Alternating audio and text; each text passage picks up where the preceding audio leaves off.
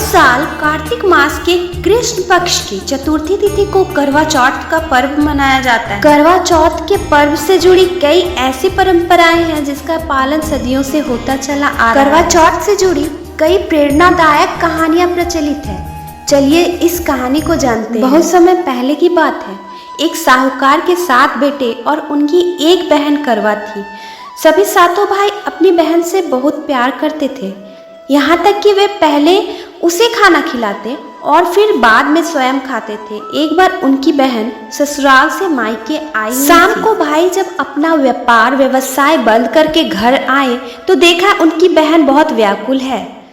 सभी भाई खाना खाने बैठे और अपनी बहन को खाने का आग्रह करने लगे, लेकिन बहन ने बताया कि उसका आज करवा चौथ का निर्जला व्रत है और खाना सिर्फ चंद्रमा को देखकर उसे अर्घ देकर ही खा सकती है। चूंकि चंद्रमा अभी तक नहीं निकला है, इसलिए वह भूख प्यास से व्याकुल हो उठी है। सबसे छोटे भाई को अपनी बहन की हालत देखी नहीं जाती और वह दूर पीपल के पेड़ पर एक दीपक जलाकर चलने की ओट में रख देता है। दूर से देखने पर वह ऐसा प्रतीत होता है कि जैसे चतुर्थी का चांद उदित हो रहा है। इसके बाद भाई अपनी बहन को बताता है कि चांद निकल आया है, तुम उसे अर्घ देने के बाद भोजन कर सकती हो। बहन खुशी के मारे सीढ़ियों पर चढ़कर चांद को देखती है, उसे अर्घ देकर खाना खाने बैठ जाती है। वह पहला टुकड़ा मुंह में डालती है तो उसे छींक आ जाती है। दूसरा टुकड़ा डालती है तो उसमें बाल निकल आता है और जैसे ही तीसरा टुकड़ा मुंह में डालने की कोशिश करती है तो उसके पति की मृत्यु का समाचार उसे मिलता है। वह बौखला जाती है। उसकी भाभी उसे सच्चाई से अवगत कराती है कि उसके साथ ऐसा क्यों हुआ। करवा चौथ का व्रत गलत तरीके से टूटने के कारण देवता उससे नाराज हो गए और उन्होंने सच्चाई जानने के बाद करवा ने निश्चय किया कि वह अपने पति का अंतिम संस्कार नहीं होने देगी और सतीत्व से उन्हें पुनर्जीवन दिलाकर रहेगी। वह पूरे 1 साल तक अपने पति के शव के पास बैठी रहती है, उसकी देखभाल करती है। उसके ऊपर उगने वाली सुई नुमा घास को वह एकत्रित करती जाती है। 1 साल बाद फिर करवा चौथ का दिन आता है।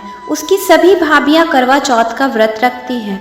जब भाभियां उससे आशीर्वाद लेने आती है तो वह प्रत्येक भाभी से यम सुई ले लो, पिया सुई दे दो, मुझे भी अपनी जैसी सुहागिन बना दो, ऐसा आग्रह करती है। लेकिन हर बार भाभी उसे अगली भाभी से आग्रह करने को कह जाती है। इस प्रकार जब 6ठे नंबर की भाभी आती है तो करवा उससे भी यही बात दोहराती है। यह भाभी उसे बताती है कि चूंकि सबसे छोटे भाई की वजह से उसका व्रत टूटा था, अतः उसकी पत्नी में ही शक्ति है कि वह तुम्हारे पति को दोबारा जीवित कर सकती है। इसलिए जब वह आए तो तुम उसे पकड़ लेना और जब तक वह तुम्हारे पति को जिंदा ना कर दे उसे नहीं छोड़ना। ऐसा कहकर वह चली गई। सबसे अंत में छोटी भाभी आती है। करवा उससे भी सुहागिन बनाने का आग्रह करती है, लेकिन वह टाल मटोल करने लगती है। इसे देखकर करवा उन्हें जोर से पकड़ लेती है और अपने सुहाग को जिंदा करने के लिए कहती है। भाभी उससे छुड़ाने के लिए नोचती है, खचोटती है, लेकिन करवा नहीं छोड़ती है। उसकी तपस्या को देखकर भाभी पसीज जाती है और अपनी पूजा की थाली से चरना अमृत उसके पति के मुंह में डाल देती है। करवा का पति तुरंत श्री गणेश कहता हुआ उठ बैठता है। इस प्रकार प्रभु कृपा से उसकी छोटी भाभी के माध्यम से करवा को उसका सुहाग वापस मिल जाता है। हे श्री गणेश, माँ गौरी, जिस प्रकार करवा को चिर सुहागन का वरदान आपसे मिला है, वैसे ही सब सुहागिनों को मिले।